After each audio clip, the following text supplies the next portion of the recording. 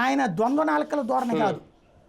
అనేక మంది నాయకులు ఏం చేస్తారంటే తమ ఒక పార్టీలో ఉండి ఇంకో పార్టీలోకి తమకు బిడ్డలను పంపిస్తాడు. ఇతనట్ట పంపించాల.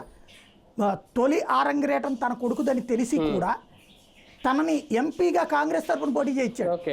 ఆ రోజున రాష్ట్ర వ్యాప్తంగా 2014 అంతా ఓడిపోయిన చోట 1,00,000కి పైగా ఓట్లు సాధించిన ఏకైక పార్లమెంట్ సీట్ ఆయన అవినాష్. అది బికాజ్ ఈ సీట్లు ఉన్నాయి కాబట్టి విజయవాడ పార్లమెంట్ నుంచి పోటీ చేశాడు అనమాట. అప్పుడు నెహ్రూ అక్కడి నుంచి పోటీ చేసి ఓటమి పాలయ్యాడు. అత్యధికంగా ఓట్లు వచ్చింది నెహ్రూకి ఆ రోజు 2014. అయినా కాంగ్రెస్ పార్టీకి ఇక ఫ్యూచర్ లేదు అని గ్రహించాక అప్పుడు తెలుగుదేశం పార్టీలోకి వచ్చాడు. చంద్రబాబు నాయుడు ఆహ్వానించాడా లేకపోతే బాబు దగ్గరికి ఈయనే కబురు చేస్తే వచ్చాడా తెలియదు కానీ ఆహ్వానించారు. చేరారు.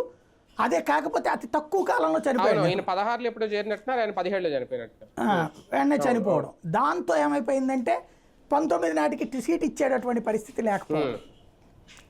అక్కడ తీసుకెళ్ళి అవినాష్ని తీసుకెళ్ళి గుడివాడ ఇవ్వటం, అది కూడా చివరిదాకా సాగదీసి ఎటు తేల్చకుండా వాటి వల్ల నష్టపోయాడు అవినాష్. వాస్తవంగా చెప్పాలంటే తండ్రి తెచ్చినటువంటి రాజకీయ వారసత్వాన్ని అతను అందుకోలేకపోవడానికి కారణం ఆనాటివి అది ఎదురు తగిలినాయి అని కూడా అనుకుంటారు. అంటే ఒకటి సార్ ఇక్కడ